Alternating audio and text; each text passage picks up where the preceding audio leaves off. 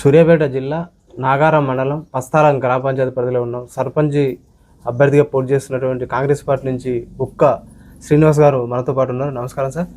మీరు సర్పంచ్గా నామినేషన్ వేయడం జరిగింది. ఈ గ్రామం అంటే ఒకవేళ మీకు అవకాశం కలిసి వచ్చింది అనుకో, ఈ గ్రామాన్ని ఏ విధంగా అభివృద్ధి చేసే అవకాశం ఉందంటారు? అన్ని విధాల చేస్తాం. ప్రస్తుతం ఇక్కడ మాకు ఎక్కువ ప్రాబ్లం కోతుల బెడద ఉంది. ఆ కోతుల బెడదని కూడా మేము తీసేయాలనుకుంటున్నాం. ఇక్కడ ఇంటి పన్ను, నల్ల పన్ను బాగా ఇబ్బంది ఉంది.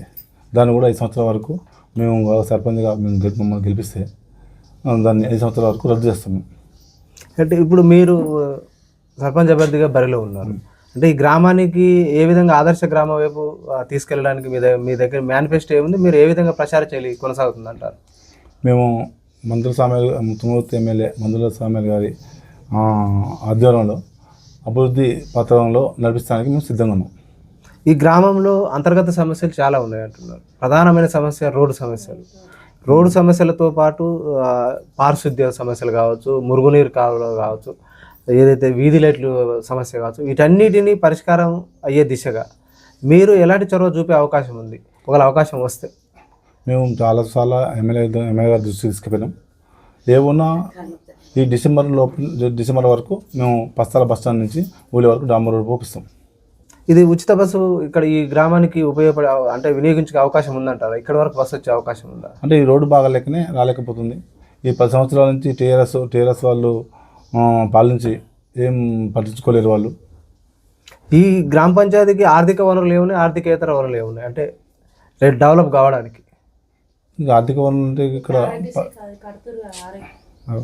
ఆర్థిక వనరులు అంటే ఏం లేవు.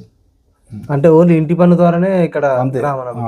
అంటే కేంద్ర నిధులతోటి వీటితో మీరు అంటే ఇక్కడ ఈ గ్రామంలో ప్రధానమైన సమస్యలు కుక్కల బెడద ఒకటి, కోతుల బెడద, వీటిని ఎలా నియంత్రించే అవకాశం ఉందంటారా? నియంత్రిస్తాం మేము.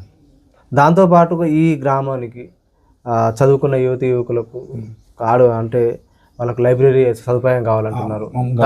దాంతోపాటు ఆడుకోవడానికి ఆట స్థలం కూడా నిర్మించాలంటున్నారు.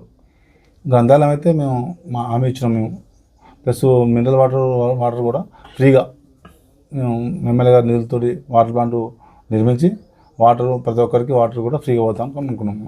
ఇక ఓపెన్ జిమ్ కూడా కావాలని కొంతమంది యువత మా దృష్టికి తీసుకొచ్చారు. ఓపెన్ జిమ్ అక్కడక్కడ మున్సిపాలిటీలో కూడా అది ప్రత్యక్షమైతే గ్రామానికి కూడా తీసుకొచ్చే అవకాశం. అవన్నీ ఒక్కోటి చేసుకుంటూ మేము ముందుకు వెళ్తాం అన్నట్టు. ఇక్కడ బెల్ట్ షాపులు నియంత్రణ చేయాలంటున్నారు. ప్రధానమైన సమస్య అది అందరి దృష్టిలో ఉంది. మా గ్రామ పెద్దలు అందరూ కలిసి అది వాళ్ళ దృష్టి తీసుకుపోతాం. యువతలో అంటే యువత మొత్తం ఇప్పుడు మత్తు పదార్థాలకు తాగుడు బానిస అయిపోయి ఎన్ని కుటుంబాలు చిన్న భిన్నమవుతుంది. యువతరానికి మార్పు రావడానికి మీరు కూడా ఒక యువ నాయకుడిగా మీరు యువతరానికి మార్గదర్శనం ఏమైనా చేస్తున్నారా? మా వంతు సాయం చేస్తున్నాం మేము కూడా. ఇప్పుడు ప్రస్తుతం రాజకీయాలు కూడా డబ్బుమయ రాజకీయాలు అయినాయి. ఓటు అనేది పవిత్రమైనది. ఆ ఓటుని మద్యానికో మందుకో అమ్ముకోవడం జరుగుతున్నది. వాటిని అలాంటి సంస్కృతి పోవాలంటే ఓటర్లలో ప్రజల్లో ఎలాంటి చైతన్యం తీసుకొస్తూ మీ ప్రచార శైలి ఏ విధంగా కొనసాగుతుందంట? మేము అభివృద్ధి చేయాలనుకున్నాం. మేము కూడా అభివృద్ధి చేస్తామని చెప్పేసి ప్రజలకు చెప్తున్నాం. మేము గ్రామంలో అంటే సర్పంచ్ అభ్యర్థి అంటే గ్రామానికి పెద్ద, అంటే అన్ని వర్గాలను కలుపుకోపోతూ అందరి సమస్యలను తీర్చే నాయకుడిగా సర్పంచ్కి ఉంటుంది ఆ బాధ్యత. మీకు అవకాశం వస్తే మీ బాధ్యత ఏ విధంగా నిర్వహించే అవకాశం ఉంది భవిష్యత్తులో? అభివృద్ధి ముందు సాగిస్తాము. ప్రధానంగా వృద్ధులు కావచ్చు, మహిళలు కావచ్చు, దాంతోపాటు వికలాంగులకు మీరు ఎలాంటి సేవలు అందించే అవకాశం ఉందంట? మా వంతు ప్రభుత్వానితో మేము మా సమస్యలు చెప్పి వాళ్ళందరికీ సహకరిస్తాం. మేము గ్రామ స్థాయిలో విద్యా వైద్యాన్ని కూడా బలోపేతం చేయాలంటున్నారు. మరి దానిపై ఏమైనా దృష్టి పెట్టారా? దాని మీద దృష్టి పెట్టాం.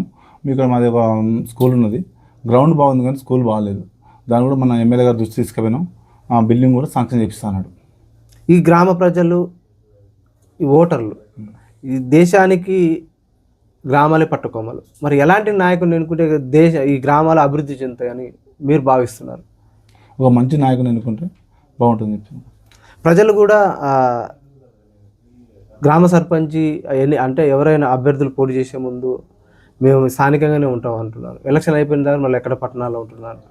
స్థానిక నాయకుని పట్టం కడతా అంటున్నారు. అంటే 24 గంటలు అందుబాటులో ఉండే వ్యక్తికే మేము అవకాశం అని అంటున్నారు. మీరు మేము 30 సంవత్సరాల నుంచి ఒకే పార్టీ కాంగ్రెస్లో ఉన్నాం. మేము ఇంతవరకు పార్టీలు మారలేం.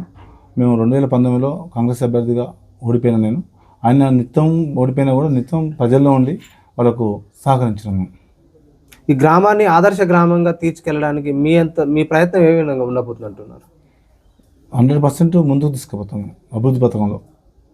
ఫైనల్గా మీ గ్రామ ప్రజలకు, ఓటర్లకు అంటే రేపు వచ్చే ఎలక్షన్ ఓటింగ్ 11 నాడు జరగబోతుంది. ఏం చెప్తారు? అంటే బుక్క శ్రీనివాస్కి ఓటు వేయాలంటే మీ ప్రజలకు, ఓటర్లకు ఏం చెప్పదలుచుకున్నారు? నాకు ఓటేయండి, అందరు కలిసి నన్ను గెలిపించండి, పస్తాల గ్రామాన్ని అభివృద్ధి పథకంలో తీసుకుపోతాం. మీకు ఏ గుర్తు వచ్చింది సార్? మీరు ఏ గుర్తుపై మీరు అభ్యర్థిస్తారు ఓటర్లను? బ్యాట్ అది బ్యాట్.